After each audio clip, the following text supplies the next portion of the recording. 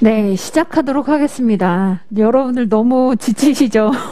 오늘 1회차인데 어떡하죠? 이렇게 지치셔가지고 우리 9회차로 이제 2순환이 진행이 되고 아마 3순환은 5회차 이렇게 볼 거예요. 그래서 시험을 볼 수 있는 기회가 생각보다 그렇게 많지는 않습니다. 하다 보면 그냥 이제 8월이에요. 그래서 한 회 한 회를 좀 소중하게 생각을 하시고 나도 안다, 나도 알아.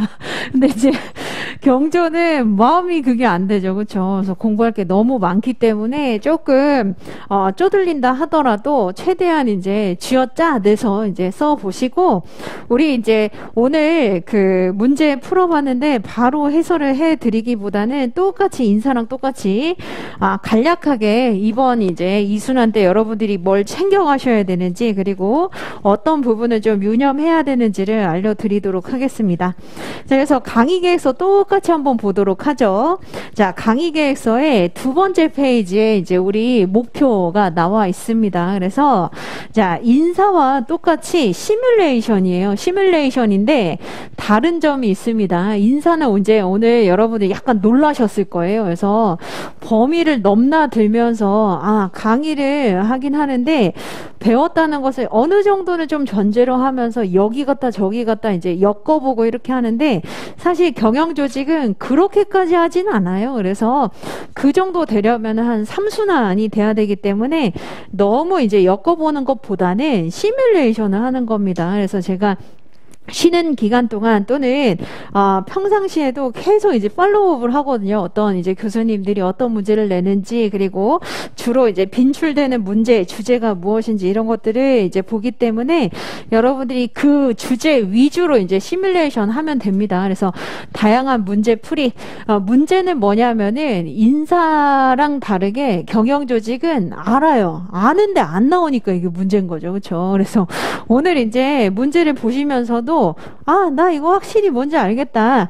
조직군 생태학 이론 그리고 이제 전략적 선택 이론 뭔지는 아는데 안 나오니까 이게 이제 문제인 것이죠. 그래서 계속 반복을 좀 하시면서 루틴을 만들어야 됩니다. 그래서 시뮬레이션 그리고 루틴 이렇게 보시면 되고 그리고 이제 두 번째 항상 이제 본인의 위치 파악 그리고 보완이 필요하다라고 되어 있는데 경영조직이 굉장히 냉정한 과목이에요. 왜 냉정하냐면 오늘의 1등이 다음 주에 꼴등이 될 수 있는 과목입니다. 당연하죠. 왜냐하면은 공부를 한 부분이 나오면은 1등이 될 수 있는 거고 공부를 안 한 부분이 나오면은 꼴등이 될 수 있어요. 그런데 약간 인사는 그래도 글빨이라고 하는 게 있거든요. 그래서 아무리 공부를 안 했다 하더라도 너무 그렇게 출렁출렁하진 않습니다. 근데 경영조직 같은 경우에는 정말 공부를 했느냐 안 했느냐 이 이제 그 흐름을 타기 때문에 요거를 이제 여러분들이 잘 해보시면 되고 마찬가지 오늘 똑같이 그 제가 수정 보완사항을 나눠 드렸을 겁니다. 인사랑 동일하게 수정 보완사항 그 예쁜 그림 있잖아요. 그러니까 여러분들 기분도 꿀꿀한데 그림이라도 좀 예쁜 걸로 하셔야죠. 그렇죠? 그래서 제가 오늘 옷도 되게 신경 쓰고 왔어요. 왜냐하면은 이제 날씨도 좋고 여러분들이 사실 꽃놀이도 가고 이래야 되는데 못 가잖아요. 그러니까 옷이라도 신고 꽃이라도 구경을 해라 이렇게 입고 온 겁니다. 그래서 우선은 마찬가지 오늘 시험을 보시면서 느낀 점이 있었을 겁니다. 뭐죠? 내가 개념은 그래도 쓸 수 있는데 그 세부적인 어떤 목차나 내용이 진짜 잘 안 돼 있구나 이것을 많이 느끼셨을 겁니다. 그래서 조직군 생태학 이론도 개념, 학자 그 다음에 생각이 안 나요. 그래서 제가 이제 루틴을 잡아 드릴 겁니다. 뭐 관성이라든지 적소라든지 아니면 생존을 위한 전략이라든지 몇 개 이렇게 딱 잡아 드리면 그거 반복하면 괜찮아요. 그래서 그렇게 우리 정리를 해보도록 합시다. 자, 그리고 여기 이제 마찬가지입니다. 지금 2기이기 때문에 내용의 디테일 그리고 균형 잡는 연습이 필요합니다. 특히 오늘 문제 보시면 아시겠지만 경영조직은 지금 분설형으로 나오고 있잖아요. 그래서 뭐 50점짜리면 20, 20, 10 또는 심지어는 4가지의 문제로 분설이 돼서 나올 수가 있어요. 그런 경우에 어떻게 내가 이제 목차 잡고 어떻게 이제 분량을 배분해야 되는지 이것을 여러분들이 균형 잡는 연습 진짜 중요합니다. 그래서 어떻게 생각을 하시면 되냐면 우리가 지각 그리고 의사결정에 있어서 오류 이거 공부했잖아요. 교수님이 AI가 아닙니다. 그렇기 때문에 명확하게 칼처럼 기계처럼 그렇게 점수를 줄 수가 없고 그래도 약간 내용이 부족하지만 균형이 잡혀 있잖아요. 그러면 점수 더 줄 수 있습니다. 그런데 하나에 몽창 이제 써버리게 되면은 이 사람은 그냥 이것만 외워서 들어온 거구나 이렇게 생각을 하는 경향이 있으니까 꼭 밸런스를 잡아보세요. 그래서 밸런스 잡는 연습이 이제 2기 때부터 시작되어야 된다 이렇게 보시면 되고 마찬가지입니다. 인사랑 똑같이 멘토링 실시할 거예요. 그래서 여러분들이 경조는 진짜 이제 집에 가고 싶은 마음이 굴뚝 같거든요. 왜냐하면 토요일 밤에 지금 내가 이렇게 학원에 앉아가지고 어두컴컴한 강의실에서 너무 우울하다. 자, 근데 6번은 그래도 여러분들이 시험을 좀 보셔야 됩니다. 그래서 제가 왜 6번 이렇게 해놨냐면 5월 둘째 주에 1차 시험을 보잖아요. 그렇죠? 그렇기 때문에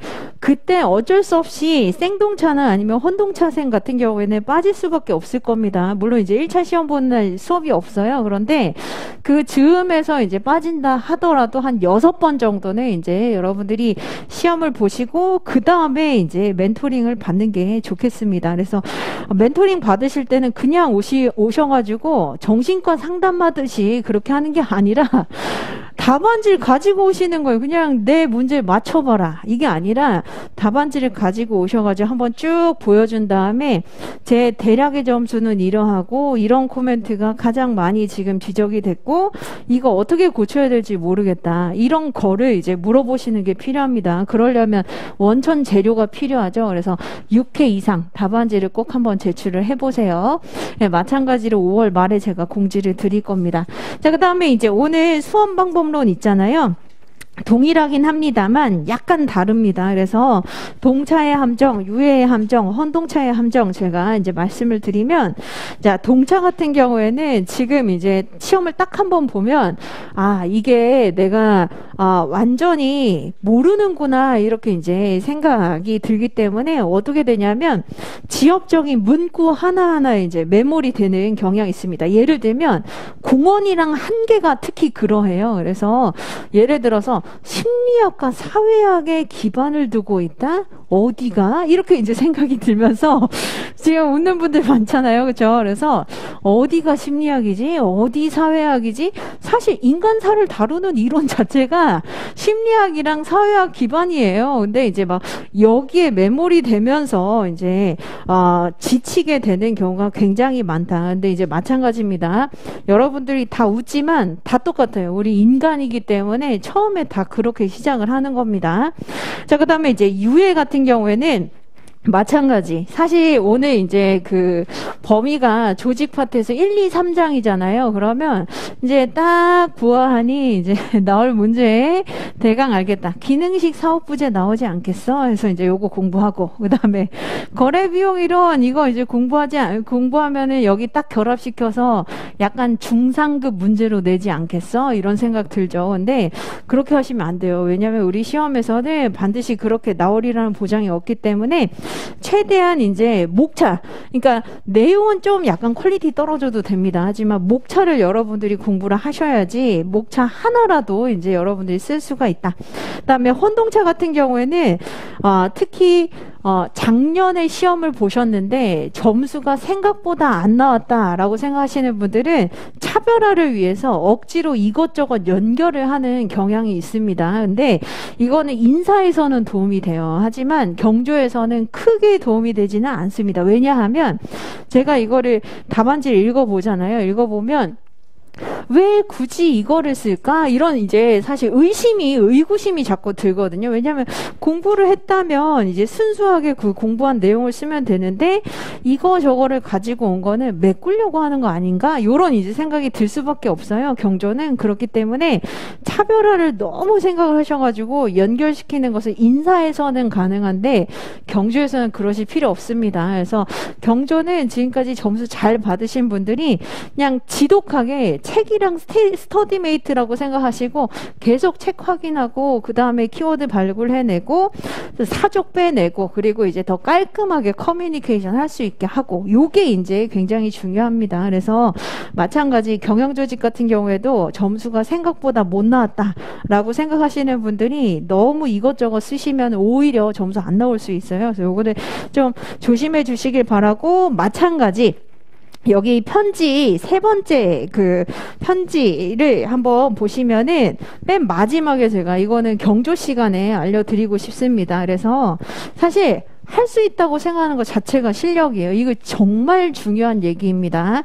그러니까 여러분들이 우선은 시험을 보긴 보는데 점점 이 생각이 안 들거든요. 그러니까 나는 처음에는 할 수 있어 이렇게 생각을 했다가 점점 할 수 없다 이제 내년에 또 봐야 될 것 같다 막 이렇게 이제 생각이 들게 되는데 우선은 할 수 있다고 기세예요. 기세. 그 기생충에 나오잖아요. 그렇죠? 기세입니다. 우선은 되든 안 되든 간에 밀고 나가는 게 필요하고 여기 보시는 것처럼 자 2기에서 포기하지 않으면 거의 3분의 2 안에 듭니다. 그리고 자 마찬가지 3기까지 여러분들이 포기하지 않으면 거의 3분의 1 안에 들고 제가 봤을 땐 그렇습니다. 여러분들이 경쟁률이 너무 높은데 이 높은 경쟁률에서 내가 살아남을 수 있을까라고 생각하지만 그 어떤 시험이든 간에 3대1입니다. 실질 경쟁률은 3대1이라고 봐요. 왜냐하면 허수도 분명히 있고 여기 안에서는 공부한다고 생각하지만 사실은 그렇지 않은 분들도 있을 수 있습니다. 그렇기 때문에 실질 경쟁률은 그 어떤 시험이든 간에 나와 비슷한 어떤 실력을 가진 사람은 3배수다. 이렇게 생각하시면 됩니다. 3배수고 그리고 굉장히 실력이 있다 하더라도 마지막까지 그게 유지되기가 굉장히 어려워요. 그래서 그 얘기가 있잖아요. 원래 중국 속담에 나라를 세우기는 쉬워도 그 나라 지키기가 어렵습니다. 그러니까 무슨 얘기냐면 지금 굉장히 공부 열심히 하셔가지고 거의 상위권이에요. 상위권 계속 유지하기가 얼마나 힘든지 모릅니다. 그래서 오히려 여러분들 같은 경우에는 나는 하나하나 올라가는 맛이 있다. 지금 이제 하나하나 밟고 올라간다. 이렇게 생각하시면은 오히려 마음이 좀 편해지고 정말 극상위권에 있는 사람들은 불안해서 잠이 안 와요. 왜냐하면 그 유지하는 게 진짜 힘듭니다. 그렇기 때문에 우선은 할 수 있다고 생각하는 거. 나는 끝까지 살아남을 거고 거기에서 할 수 있다. 이렇게 생각을 하시면은 훨씬 더 이게 도움이 됩니다.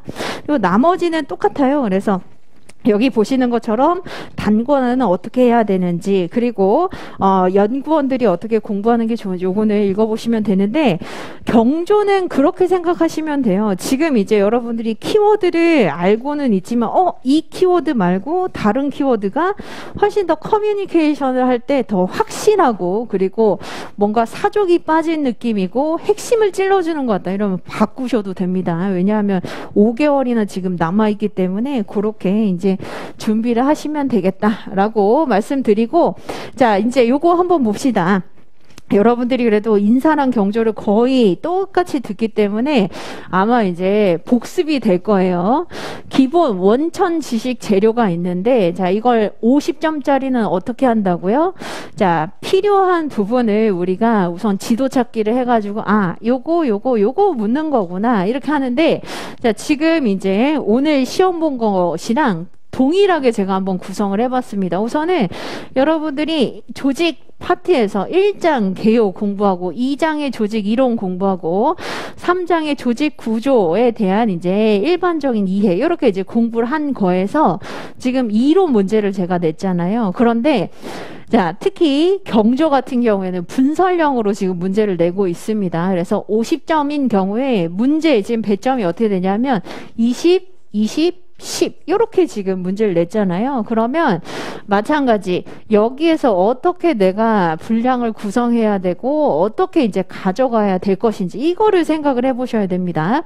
그래서 조직군 생태학 이론 이게 이제 1-1문이잖아요. 그렇죠? 1-1문 그 다음에 1-2문이 전략적 선택 이론입니다. 그리고 세 번째가 에슬리 반데벤의 이제 분류에 따른 나름대로의 이제 그 도식화 그리고 차이점 이렇게 서술을 해주셔야 되는데 우선은 경조는 한 7, 8페이지를 쓴다라고 생각을 하시고 자 이러면 어떻게 우리가 구성해야 되죠? 딱 깔끔하게 뭐 3, 3, 1 이렇게는 안 되겠지만 약간 더 뭐 플러스 마이너스 될 수는 있습니다. 그래서 뭐 3.5 또는 3 그리고 또 3.5 또는 3 그리고 뭐 플러스 마이너스 1 요 정도로 이제 하시면은 한 7페이지 8페이지 이렇게 나올 수가 있겠죠. 그래서 3.5페이지로 지금 이 내용을 채워야 되는 것이면 개념이랑 학자 그리고 정말 딱 물어봤었던 자 그 과정만 써서는 안 될 겁니다. 그렇죠? 그렇기 때문에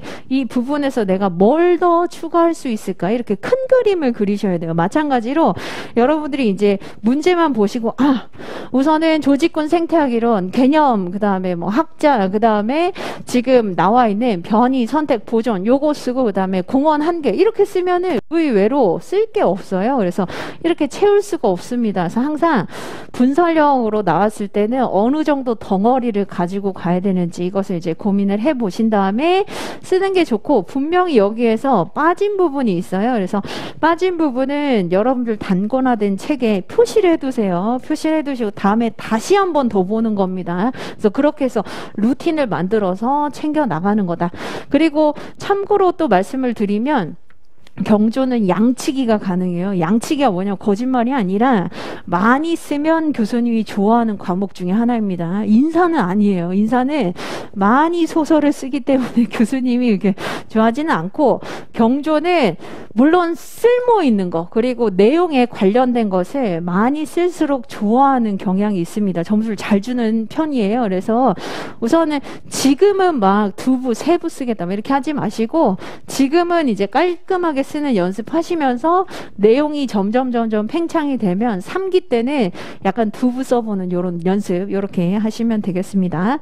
자, 그래서 이제 우리 한번 문제 해설 한번 보도록 하겠습니다.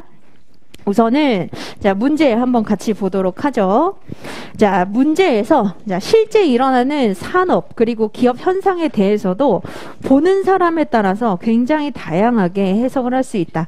자 이 부분 여러분들이 지금 잘 신경을 쓰셔야 되는 게 고정관념을 가지기 굉장히 쉬운 부분이 있습니다. 그래서 책에 나와 있는 예시가 절대적인 예시라고 생각하시면 안 돼요. 예를 한번 들어보면 이 문제는 조금 이따가 제가 설명을 드리고 자 기린의 목이 비정상적으로 길잖아요. 그렇죠? 그래서 자, 이 부분에 대해서도 사실 학자들이 여러 가지로 얘기를 하는데 어떤 학자의 어떤 주장만 우리가 보고 있을 수도 있습니다. 그래서 예를 들면 자, 지금 여러분들이 보시는 조직군 생태학 이론에서 다윈의 종의 기원에 따르면 자, 원래부터 유난히 목이 긴 그런 돌연변이가 이제 나타나서 선택을 받아서 환경에 적합하다라고 선택을 받아서 살아남게 됐다라고 보는 학자들도 있고 아니다. 그게 아니라 계속 높은 나무에 있는 열매나 잎을 먹으려고 계속 목을 빼다가 이제 그렇게 더 길어진 것이다. 진화가 된 것이다. 이런 이제 학자도 있습니다. 그래서 여러분들이 책을 보시면 공룡이 이제 사라졌다 또는 기린의 목이 유난히 길다에 대해서도 마찬가지로 한쪽으로 편향된 그런 생각을 가지시면 안 되고 둘 다 가능하다는 겁니다. 이거를 이제 제가 말씀드리는 게 1기 때 제가 특히 SM의 이수만이 그 돌연변이다라고 말씀을 드렸었잖아요. 예시로 이제 말씀을 드리니까 그러면 무조건 SM 엔터테인먼트 같은 경우에는 돌연변이로서 특히 조직군 생태학 이론을 지금 주장을 하는 것일 것이야 라고 단정을 해버리고 이제 보게 되면 문제가 안 풀릴 수가 있습니다. 그래서 A 교수 같은 경우에는 여러분들이 잘 이제 이해를 할 수 있지만 만약 B 교수의 요 문제만 냈다면 분명히 잘못 적었을 사람이 분명히 있어요. 그렇기 때문에 제가 말씀드리는 게 예시를 여러분들이 알고 있다 하더라도 너무 고정관념 가지고 끝까지 안 읽고 이거는 무조건 조직군 생태학 이론 이렇게 생각하시면 안 된다는 겁니다. 특히 조직 이론에서 기린의 목 또는 이제 공룡이 어떻게 생존하게 되는가에 대해서는 결정론적 관점이다 또는 임의론적 관점이다에 대한 다양한 논의들이 존재합니다. 그래서 요 하나의 예시 가지고 고정관념을 가지면 안 된다 이렇게 말씀드립니다. 자, 그래서 여기 이제 예시 한번 보시면 A 교수 그리고 B 교수가 있어요. 그래서 A 교수 같은 경우에는 계속 힌트를 줍니다. 우리 시험을 보시면 아시겠지만 계속 힌트를 주려고 최대한 노력을 해요. 그래서 보시는 것처럼 자, 예전에는 보컬리스트 위주로 가요계가 움직였지만 여기서 이제 여러분들이 생각하는 자, 키워드를 잘 발굴을 해야 됩니다. 왜죠?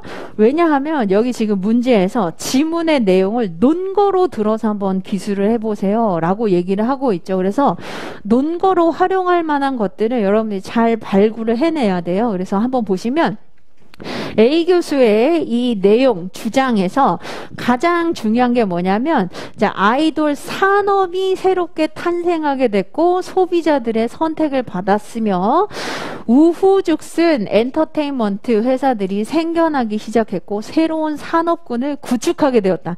이거는 정말 확실한 어떤 힌트잖아요. 그렇죠? 그렇기 때문에 기업이 아니라 산업이라고 하는 조직군 차원에서 지금 연구를 하고 있는 것이고 새롭게 탄생이 됐는데 환경의 선택을 받아서 그렇죠. 그래서 이거 완전히 조직군 생태학 이론이구나 이렇게 알 수 있고 B 교수 같은 경우에는 자, 나름대로 이제 새로운 영역을 창조적으로 만들어냈다. 그리고 능동적인 변화를 꾀하고 있다. 그리고 팬들이나 대중들을 자신에게 유리한 방향으로 끌어들이고 있다.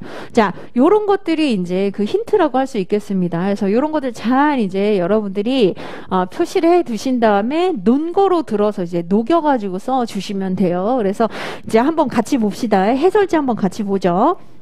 자, 해설지 우선 1페이지 보시면 경조 같은 경우에는 서론 필요 없습니다. 멋들어진 서론 필요 없어요. 그리고 인사도 마찬가지예요. 제가 이제 나중에 말씀을 드릴 텐데 이상한 서론 쓰다가 자기가 자기께 꼬여가지고 망하는 경우도 꽤 많아요. 그렇기 때문에 서론에 너무 이제 여러분들이 공을 들이실 필요 없고 차분하게 문제를 쓰신 다음에 문제를 마음속으로 정리해 보신 다음에 마지막에 맺은말에 한 번에 얘기를 해주는 게 훨씬 더 좋습니다. 그래서 안정적으로 우리가 시험을 봐야 되기 때문에 서론에서 너무 다 쏟아내려고 하지 마세요. 그래서 특히 경조는 서론 필요 없습니다.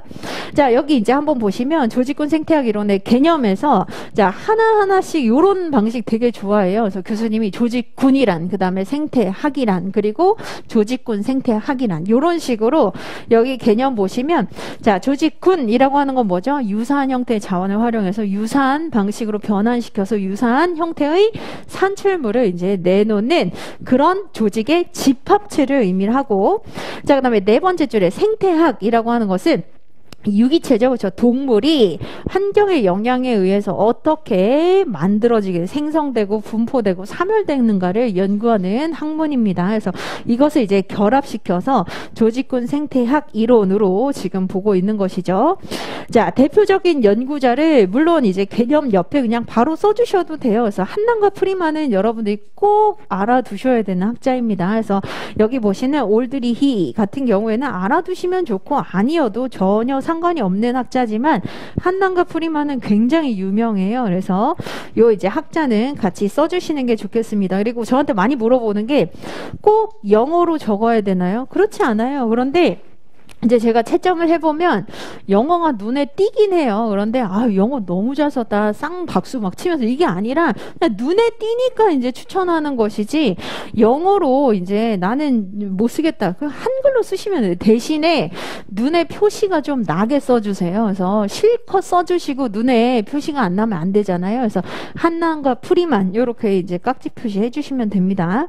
자, 그 다음에 이제 사실은 여러분들이 뭘 쓸 수 있냐면 문제에서 조직의 자연 선택 과정 요 세 가지는 그래도 공부를 할 수 있거든요. 근데 자, 이것만으로는 아까 3.5페이지 채우기 어렵습니다. 그러면 우리가 뭘 생각할 수 있죠? 우선은 자, 대규모 기업들의 관성 관성이라고 하는 첫 번째 요거 하나 짚어가지고 얘기를 해줄 수 있습니다. 대규모 기업들은 경로 의존적인 관성을 가지고 있다. 그쵸? 그래서 지금까지 이제 해왔던 방식대로 하게 된다는 거에서 관성에 대한 부분 하나.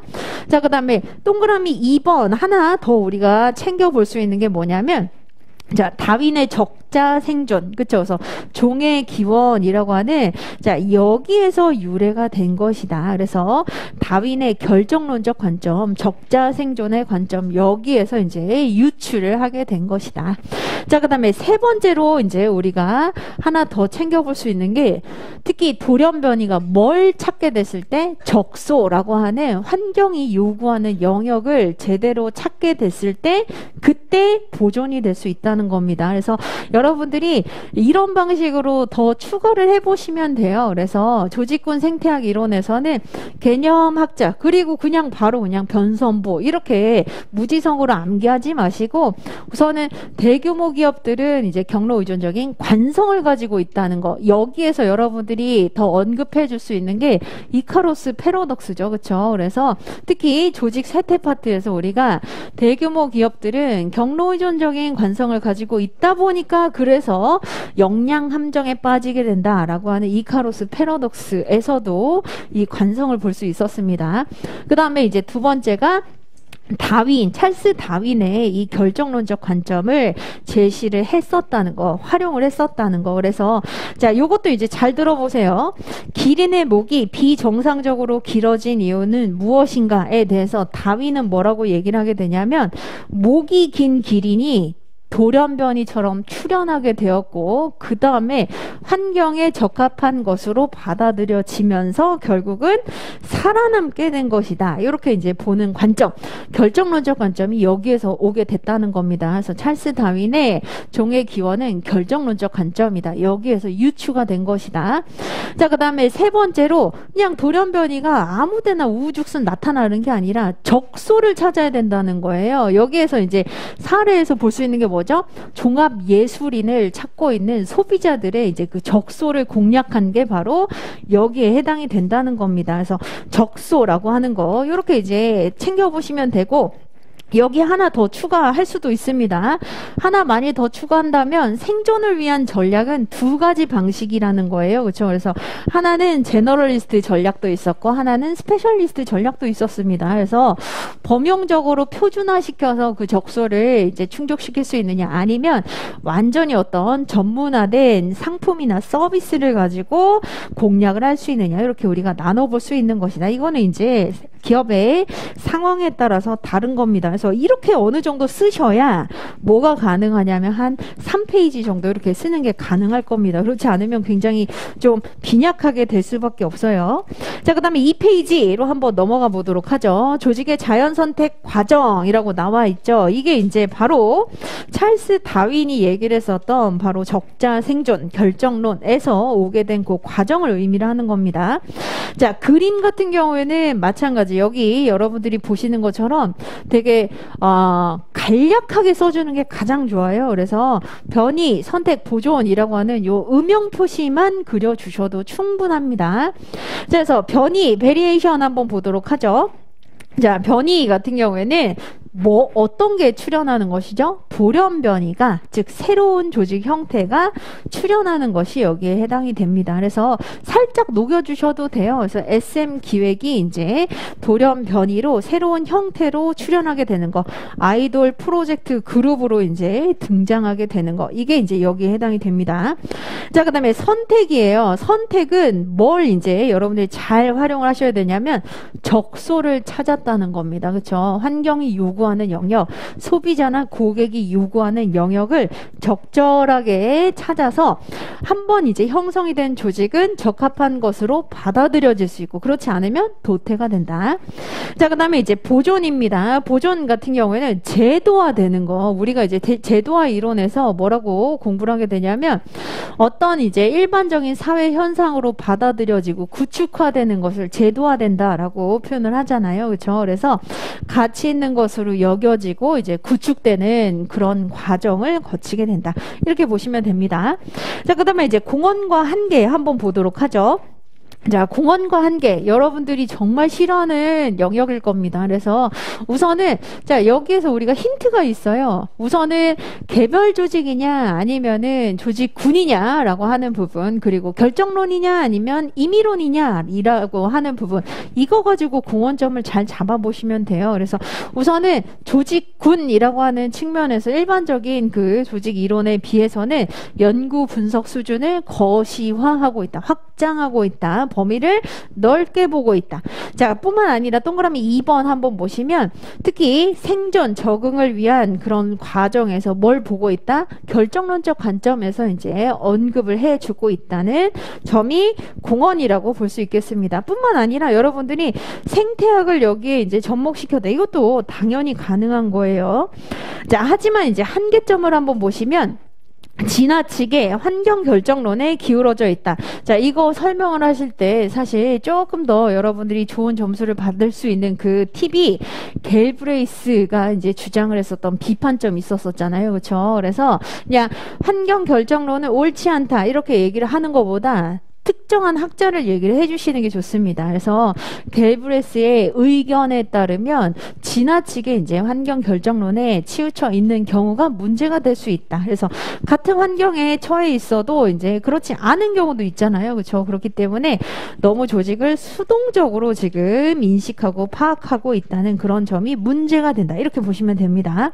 자, 뿐만 아니라 아까 이제 제가 말씀드린 것과 동일 선상에서 말씀드리면, 자, 한 학자가 공헌과 한계를 똑같이 얘기하는 게 아니라 여러 학자들의 주장을 모아둔 것이기 때문에 같은 얘기를 해도 공헌이 될 수도 있고 동시에 한계가 될 수도 있어요. 그래서 생태학을 접목시켰다. 이게 공헌이 될 수도 있지만 생태학이라고 하는 너무 단순한 학문을 이 조직 이론에 접목시켰다라고 하는 것도 동시에 이제 비판점, 한계가 될 수 있는 겁니다.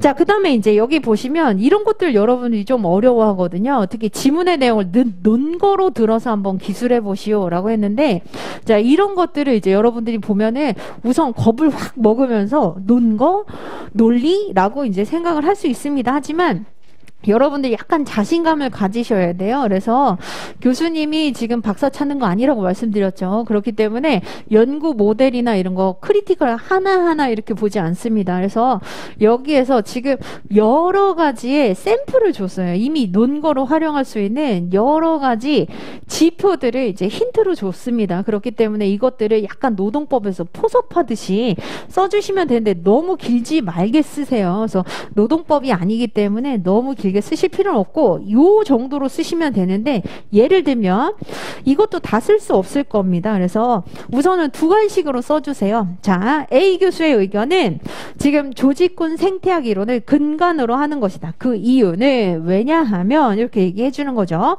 기존 개체군 뭐 이승원이나 신승훈과 같은, 자, 그 상황에서 돌연변이, 즉 SM 기획이 환경이라고 하는 소비자가 필요로 하는 영역인 적소를 이제 찾아서 나타나게 되었고, 충분한 수요를 기반으로 해서 가치 있는 것으로 제도화가 되면서 새로운 산업군을 이제 구축하게 됐다는 점에서 이렇게 볼 수 있다. 그래서 여기 나와 있는 동그라미 친 몇 개의 그 힌트 있잖아요. 이런 것들을 한 3-4개 정도로 여러분이 적절하게 이제 녹여가지고, 자, 이론은 이건데 가로치면서 계속 이제 이게 무슨 의미인지 이렇게 써주시면 충분합니다. 그래서 너무 막 논리를 구사하는데 시간을 쓰실 필요가 없어요. 그래서 원래의 이론은 이건데 예시는 이것이다. 이렇게 이제 가로치는 방식으로 얘기해 주시면 됩니다. 그 다음에 물음 2번은 전략적 선택 이론이에요. 그래서 제가 전략적 선택 이론은 여러 해 문제를 내도 여러분들이 틀리는 포인트가 항상 정해져 있습니다. 그래서 그 부분을 말씀을 드리면 3페이지 한번 보세요. 전략적 선택 이론은, 자, 조직은 환경 속에서 자신이 원하는 것만 전략적으로 선택해서 이제 활용하게 된다는 것인데, 여기에서 이제 등장 배경의 이 위치를 잘 보세요. 왜냐하면 보충 문제랑 제가 비교를 시켜 드리려고 합니다. 그래서 우선은 여기 지금 우리가 실제로 풀어봤었던 문제에서는 개념, 등장 배경, 그리고 조직과 구조의 관계, 그리고 전략적 선택의 방식, 이렇게 이제 목차를 잡고 있는데, 나중에 이제 우리가 보게 되는 보충 문제는 다를 겁니다. 그래서 개념, 등장 배경. 자, 등장 배경은 뭐죠? 10년 전에 챈들러가 이제 전략 결정론을 주장을 하게 되잖아요. 그렇죠? 그래서 자, 여기에서 특히 여러분들이 이해하셔야 되는 게 이인 동가성입니다. 그렇죠? 그래서 최종 목표는 동일하지만 거기에 도달하는 여러 가지 과정이나 방법, 수단은 다를 수가 있다라고 주장하는 이러한 측면에서 이제 전략적 선택 이론을 제시하게 된 것이다. 자, 그래서 여기 나와 있는 이 그림을 그려주시면 좋아요. 이게 이제 직관적으로 여러분들이 잘 표현할 수 있는 것이죠. 그래서 창조적인 관리자의 환경에 대한 지각, 해석, 능력, 그쵸? 이게 이제 중요하고, 여기서 하나 더 제가 이제 일기 때 강조드렸었던 게, CEO 한 명이 의사결정하는 게 아니라 뭐다? 조직 문화의 산물이다. 그쵸? 그래서 여러 이해 관계자가 결국은 의사결정하게 되고, 조직 문화, 정치적인 산물로서 이제 결정을 하게 된다. 요거 이제까지 짚어주시면은 디테일이 있는 겁니다. 대부분의 전략적 선택 이론은 그 정치적인 산물, 그리고 사회적인 산물, 조직 문화, 이 부분은 많이 넘어가는 편이에요. 자, 그 다음에 전략적 선택의 방식을 한번 보도록 하죠. 한 3가지 정도가 있습니다. 그래서 우선은 첫 번째, 주관적 환경 지각이라고 나와 있는데, 여기에서 이게 생각이 나지 않으시면 세 번째 줄에 바로 의도된 환경 내지는 창조된 환경, 즉 의도적인 기술 지원이라고 하는 것으로 대체하셔도 됩니다. 그래서 어떻게 할 수 있다?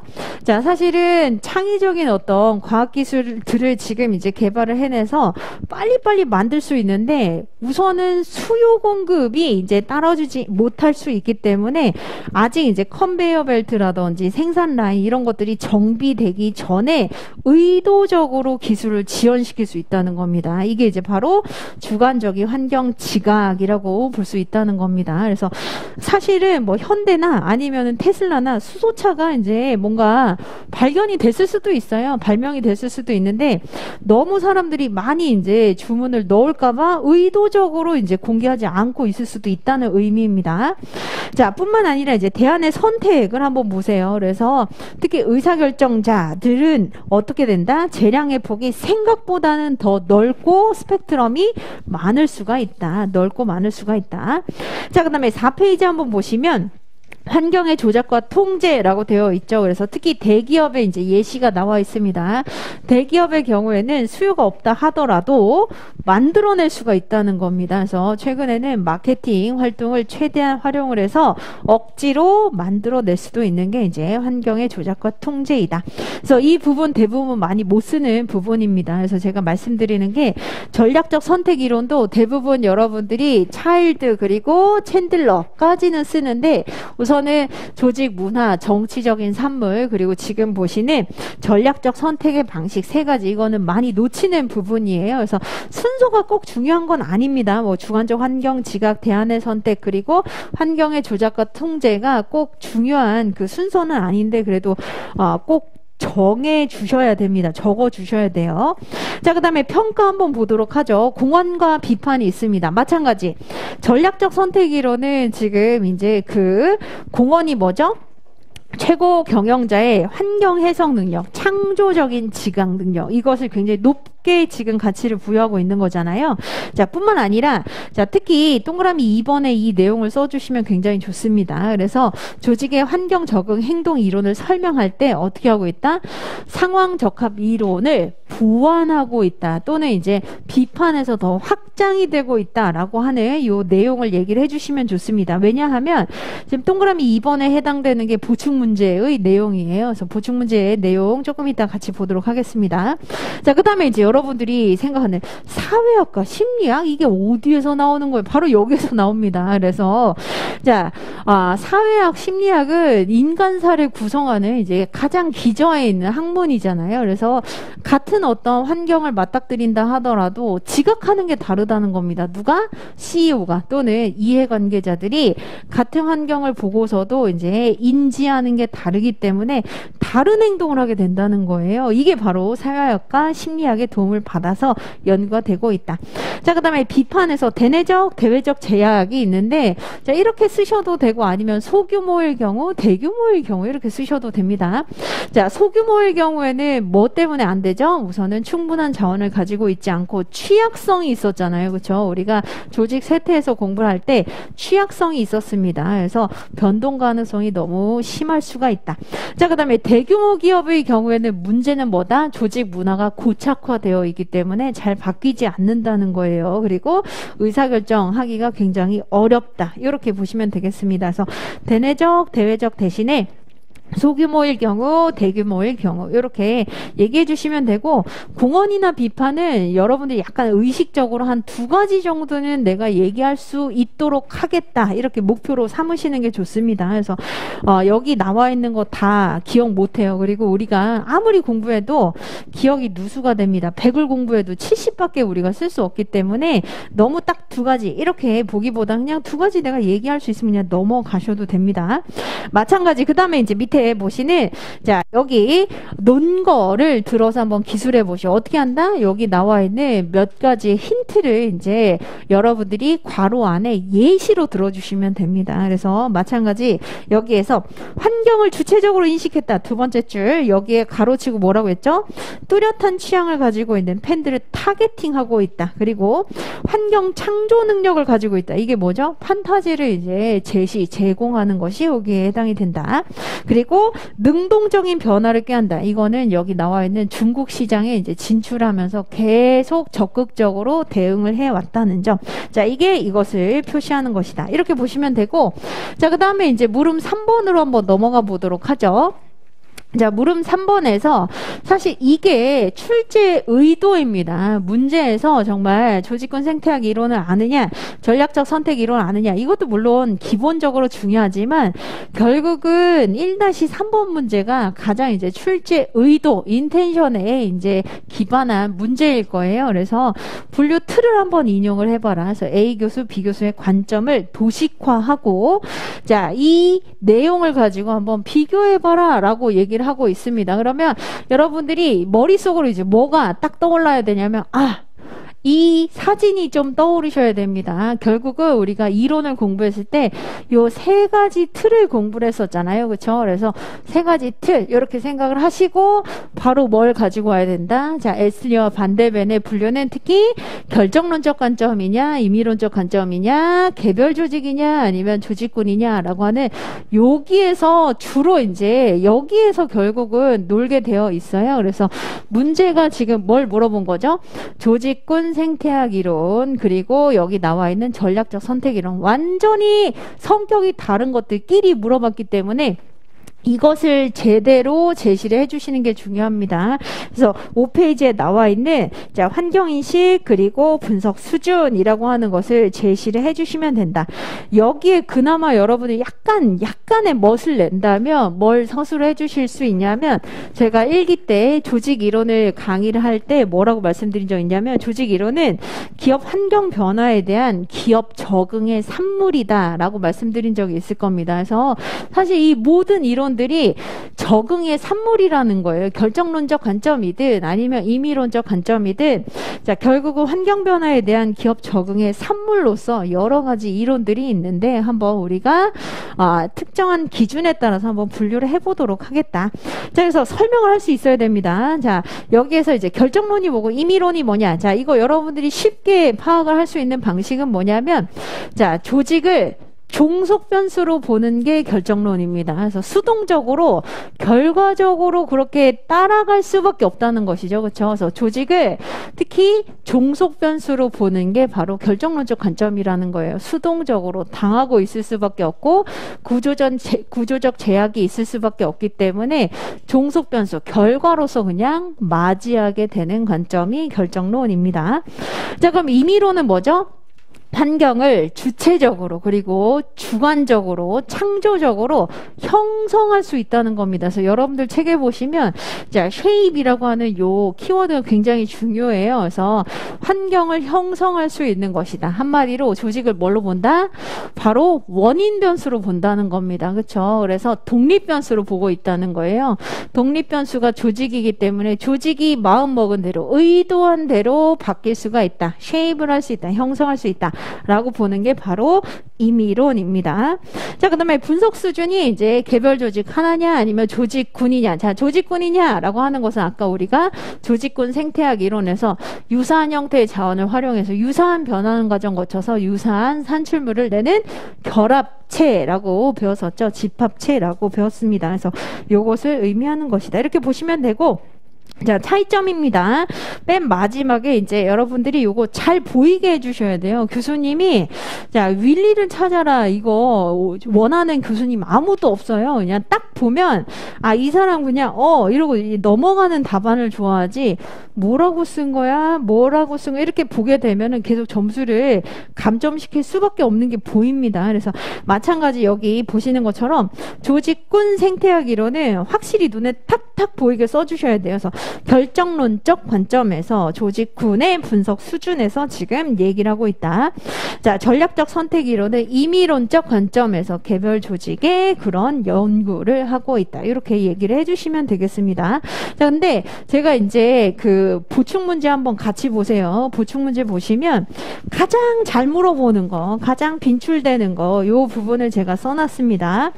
맨 밑에 이제 그 참고 바로 위에 보시면 기타. 가장 자주 비교되는 주제가 뭐냐면 여기에서 조직군 생태학 이론이랑 자원 의존 이론을 가장 많이 물어봐요. 왜죠? 지금 딱 보면 조직군 생태학 이론 여기, 그 다음에 자원 의존 이론 여기 똑같습니다. 그러니까 지금 위치에 있는 그 자리는 똑같은데 자원 의존 이론이 훨씬 더 명쾌하게 쓸 게 많아요. 뭐와 관련해서?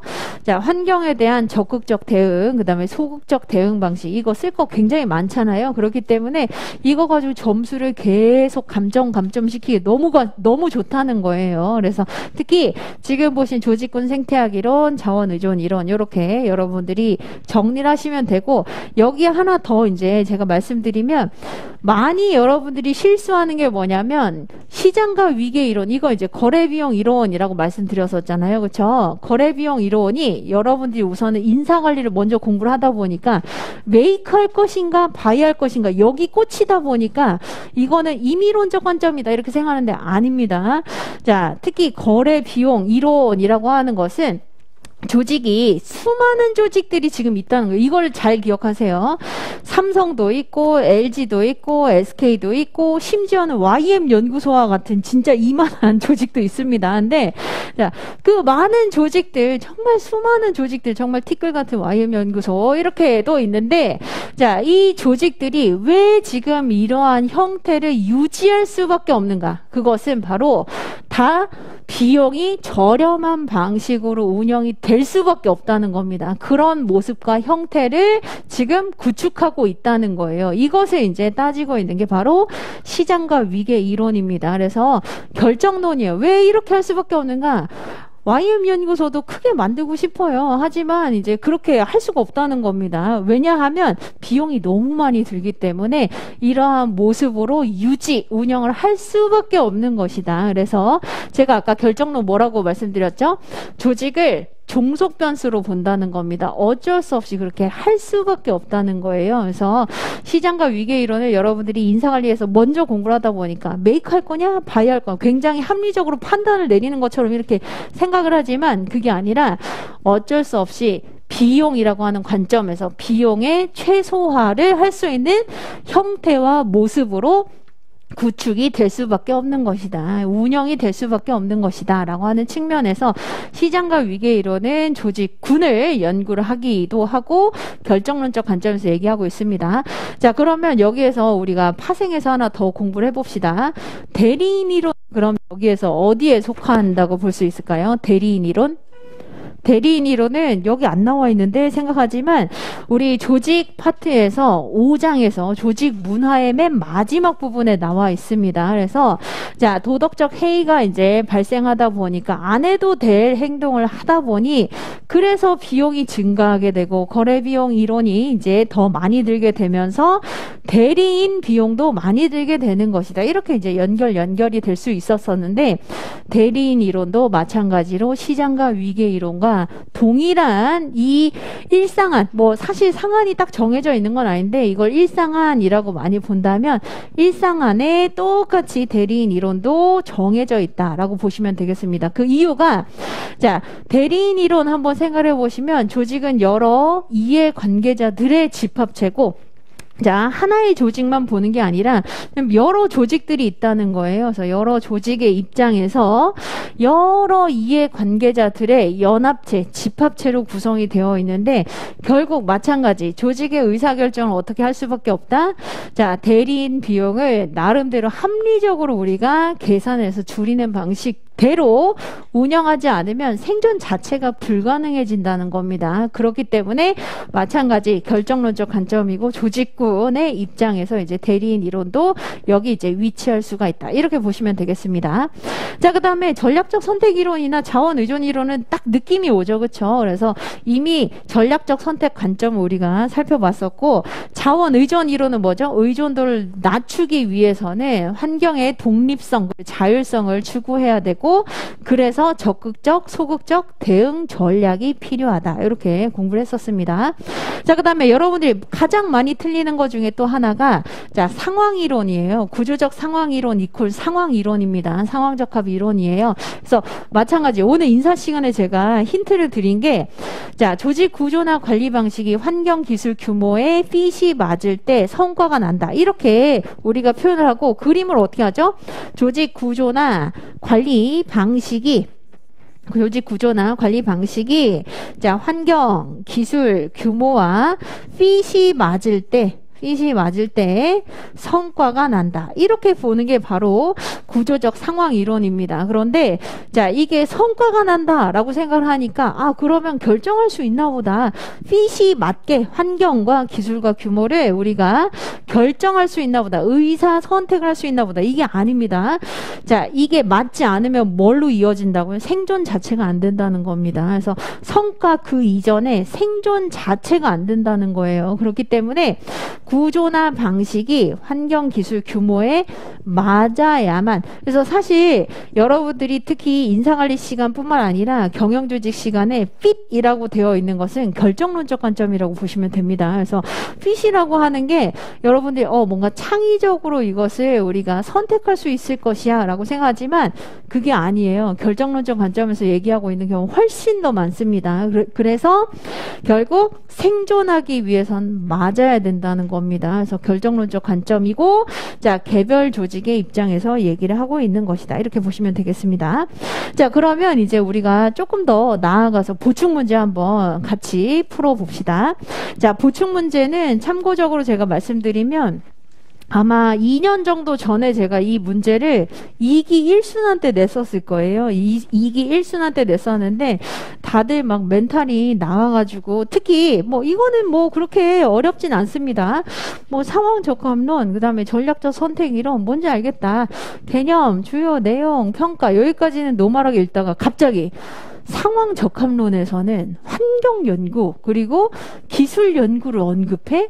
환경 연구는 뭐고 기술 연구는 뭔데 이렇게 생각이 들죠. 이게 이제 여러분들이 특히 3장 4장에서 공부하는 그 수많은 학자들이 있었잖아요. 덩컨 탐슨, 노렌스 로시 뿐만 아니라 여러분들이 계속 접하게 되는 뭐 번스와 소커 다 여기에 해당이 되는 겁니다. 페로 뿐만 아니라 뭐 우드워드 다 여기에 해당이 되는 것이죠. 그래서 이 연구를 이제 언급하는 게 쉽지가 않고 그 다음에 공통점 차이점을 한번 또 마찬가지 환경과의 대응 관점 임의론이냐 결정론이냐 이렇게 물어봤습니다. 근데 사실 이게 굉장히 어려운 문제인 것이 지금 보시는 상황적 합론은 구조적 상황 이론이잖아요. 그래서 여기에 대한 여러 이제 환경이나 기술 연구를 짜임새 있게 이제 설명하는 것도 쉽지가 않은데 지금 전략적 선택 이론 이렇게 두 가지를 물었잖아요. 그래서 뭐 공통점은 개별 조직을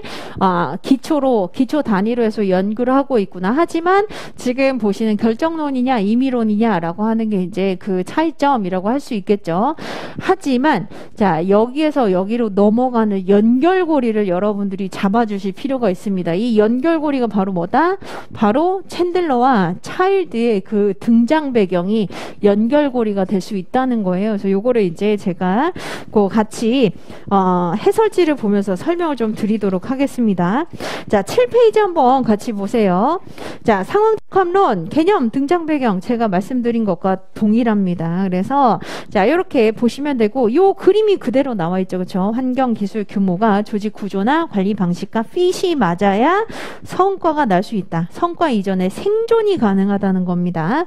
자, 그 다음에 이제 관련 연구를 써라 지금 얘기를 했잖아요. 그래서 사실은 환경, 기술, 그리고 규모, 그리고 전략, 권력작용 다 써야 되는데 그 중에서 환경 기술만 물었어요. 자, 이렇게 이제 써주는 게 여러분들이 어려웠을 겁니다. 그래서 우선 덩컨 탐슨의 연구, 로렌스 로시의 연구, 번스와 스토커 연구, 그리고 8페이지에 보시면 기술 연구도 사실은 자, 기술 결정론자라고 볼 수 있는 우드워드도 있고 페로우도 있고 탐슨도 있습니다. 근데 다 너무 쓰기에는 지금 시간이 없어요. 그렇기 때문에 한 세 가지, 두 가지 또는 뭐 두 가지 이렇게 이제 줄여서 써주는 겁니다. 이것도 마찬가지 균형을 위해서예요. 그래서 덩컨 탐슨의 이제 복잡성 그리고 동태성에 대한 연구, 그리고 분화와 통합에 대한 로렌스 로시의 연구, 그리고 기계적 유기적 조직에 대한 번스와 스토커의 연구, 이렇게 이제 기본적으로 보시면 되고 여기에서 이제 평가를 이제 서술을 해줬습니다. 대신에 8페이지에 맨 밑에 나와 있는 이 문장을 보세요. 자, 이게 이제 바로 그 연결고리라는 겁니다. 그래서 전략적 선택 이론의 등장 배경. 자, 우리가 아까 똑같이 전략적 선택 이론의 개념, 등장 배경 이렇게 얘기를 해줬는데 그 등장 배경을 배치를 다르게 한 거예요. 배치를 다르게 했다는 겁니다. 자, 그래서 한번 보세요. 찰드에 의해서 제시가 된 전략적 선택 이론은 상황 적합론이 나름대로 약간의 한계가 있다라고 하는 것을 지적하면서 대두되었다. 여러분들 책에 보시면 세 가지 정도가 있습니다. 동그라미 1번이 바로 이인동가성이죠. 그렇죠? 최종 목표 동일하지만 목표 달성을 위한 수단 방법은 모두 다를 수 있다. 자, 그 다음에 동그라미 2번 같은 경우에는 루즐리 커플드죠. 그렇죠? 그래서 굉장히 긴밀하게 연결되어 있는 것 같지만 느슨하게 연결이 되어 있는 것이다. 자, 그 다음에 3번 같은 경우에는 객관적으로 우리가 봤을 때는 기존의 조직 구조가 여러 환경 요인에 따라서 알맞게 설계되어 있어야 된다라고 했지만 전략을 통한 조직 구조의 변경 과정에서는 한 단계 또는 그 이상 더 떨어져 있는 요인들이라는 겁니다. 그래서 자, 이런 것들을 한번 보면서 어떻게 해야 된다? 자, 이하에서는 환경이 구조를 결정한다 하더라도 일방적으로 주어진 것이 아니라 주체적인 의사결정자의 전략에 따라 선택된 것이라고 보는, 그래서 이제 전략적 선택이로 이렇게 넘어가게 된다는 겁니다. 그래서 구조적 상황이론은 지금 타이트하게 연결이 되어 있잖아요. 환경 기술 규모가 조직 구조나 관리 방식에 핏이 맞아야 바로 이제 이렇게 연결이 되어 있지만, 자, 전략적 선택이론은 제가 뭐라고 말씀드렸었죠? 그림 자체가 여기에 자, 주관적인 그 관리자의 환경 해석 능력, 그쵸? 지각 능력, 이게 하나가 더 끼어들게 되는 거잖아요. 그렇기 때문에 이것을 이제 등장 배경으로 얘기를, 연결고리를 잡아주면서 9페이지에 보시는 전략적 선택 이론의 개념과 등장 배경, 이렇게 얘기를 해준 겁니다. 그래서 등장 배경은 굉장히 짧게 여기에서는 그냥 치고 나가는 거죠. 거의 이제 훑듯이 얘기만 해주고 나가게 됐다는 겁니다. 그래서 나머지는 똑같아요. 그래서 제가 이제 뭘 말씀드리려고 이렇게 지금 구구절절 설명을 드리는 거냐면, 우선 이론 공부 중요하긴 합니다. 루틴 중요하죠. 그래서 기본적인 내용 잘 정해 두시되 항상 앞으로는 등장 배경을 잘 보세요. 등장 배경을 이제 잘 보시면서 그걸 가지고 이제 우리가 연결고리를 잡아줄 수 있다는 겁니다. 그래서 이게 지금 상황 적합 이론이랑 전략적 선택 이론이 문제로 나왔으면은 우선은 대부분 이 표에 따라서 여기 이제 매몰되면서 다른 생각을 못 해요. 그런데 등장 배경을 항상 자, 상황 이론이 왜 나왔느냐? 상황 이론 왜 나왔죠? 우선은 시스템 이론의 추상성 때문에 나왔잖아요. 그렇죠? 그래서 이런 식으로 등장 배경을 계속 생각을 좀 해보시면은 문제가 뭐랑 뭐가 엮여 있느냐에 따라서 연결고리를 삼을 수가 있습니다. 그리고 의미 부여를 할 수 있어요. 그래서 교수님들이 나중에 이제 논문 패스를 시킬 때 항상 그 얘기를 하거든요. 연구가 무슨 의미인지는 알겠는데 기존의 연구랑 다른 점은 어떤 의미가 있는지 의미 부여를 해봐라 라고 얘기를 하기 때문에 자, 의미 부여가 바로 등장 배경에서 있는 겁니다. 그래서 등장 배경을 앞으로 이제 여러분들이 같이 저랑 공부를 하실 때는 같이 보셔가지고 연결고리로 잡는 게 좋겠다. 자, 그래서 10페이지 보시면 똑같습니다. 전략적 선택이론의 평가 똑같이 되어 있고 자, 두 이론의 공통점과 차이점. 자, 공통점도 제가 이제 팁을 좀 드릴게요. 공통점 하나밖에 없는데 그냥 개별 조직을 연구 대상으로 한다. 이렇게 볼 수도 있지만 11페이지 한번 보세요. 두 번째 줄 보시면 됩니다. 조직 구조에 영향을 미치는 변수가 있다라고 지금 얘기하고 있는 건 동일하다는 겁니다. 물론 세부적인 내용은 다르지만 조직 구조에 영향을 미치는 변수는 우선 상황적합론에서 뭐가 있다? 환경기술 규모가 있다. 이렇게 얘기를 하는 것이고 전략적 선택 이론에서는 창조적 행위자로서의 그 의사결정이 이제 산물. 자, 이게 이제 중요하다라고 보고 있다는 겁니다. 그래서 구체적인 세부 내용은 다르지만 조직 구조에 영향을 미치는 요인 자체가 존재한다는 거 그리고 그렇게 이제 크게 본다는 점은 공통점이다라고 볼 수 있겠습니다. 하지만 차이점 뭐죠? 결국은 결정론이냐 임의론이냐 요 부분입니다. 그래서 요거 굉장히 많이 물어보고 있어요. 자, 그 다음에 이제 마찬가지 조직군 생태학 이론이랑 자원 의존 이론 이렇게 보시면 되고 자, 그 다음에 이제 제가 요거 하나까지만 설명을 드리고 좀 쉬도록 하죠. 자, 공동체 생태학 이론이 있습니다. 그런데 여러분들이 우리가 일기 때 제대로 좀 공부를 하지 않은 부분 중에 하나가 공동체 생태학 이론이에요. 그래서 공동체 생태학 이론은 뭐라고 생각을 하시면 되냐면 네트워크 조직이라고 생각을 하시면 되겠습니다. 네트워크 조직과 굉장히 비슷한 맥락을 가지고 있다라고 보시면 되겠다. 자, 그래서 그 부분을 이제 저희가 같이 좀 살펴보게 될 텐데 책을 어디를 펼쳐보시면 되냐면 우선은 제가 요 말씀을 드릴게요. 자, 특히 협력적 네트워크 관점이라든지 아니면 공동체 생태학 이론이라든지 이게 같이 나오게 되는 경우는 사실 생뚱맞게 뭐 전략적 선택 이론이나 구조적 상황 이론이 이렇게 많이 물어보진 않고 통상 공동체 생태학 이론을 기출을 하게 되면 뭐랑 같이 기출을 하냐면 자원 의존 이론이랑 같이 기출을 하게 됩니다. 물론 개별 조직, 조직군으로 나눌 수 있지만 이렇게 보시면 돼요. 생존을 위해서 자원 의존 이론을 의존도를 낮추기 위한 여러 가지 다양한 전략들을 구사하게 되잖아요. 그래서 서로 경쟁하게 된다는 겁니다. 서로 경쟁하게 된다. 의존도를 낮추기 위해서는 서로 경쟁하게 된다는 겁니다. 자, 하지만 최근에는 관점이 어디로 바뀌고 있다? 공동체 생태학 이론 관점에서 서로 도와야지 생존력이 더 높아진다는 거예요. 그래서 연결고리가 이겁니다. 예전에는 생존하기 위해서 살아남기 위해서 의존도를 낮추기 위해서는 서로 간의 경쟁이 심화됐다는 거예요. 그래서 너 죽고 나 살고 이렇게 했었는데 지금은 어떻게 된다? 서로가 도와서 그래서 공동체 생태학 이론에 따라서 서로가 후회적인 상호 의존성과 상호 관계를 맺으면서 생존력을 더 높일 수 있는 방식이 이제 최근에 더 각광받고 있다는 겁니다. 그래서 경쟁에서 협력으로라고 하는 요 연결고리를 잡아주시면 된다. 그래서 자원 의존 이론이랑 공동체 생태학 이론은 경쟁에서 협력으로 이전하고 있는 최근의 이제 트렌드를 반영한 것이다. 이렇게 보시면 되겠습니다. 자, 그래서 이렇게 이제 보시고 저희는 15분 쉬고 이제 나머지 책을 통해서 쭉쭉쭉 한번 이론을 정리를 해보도록 하겠습니다.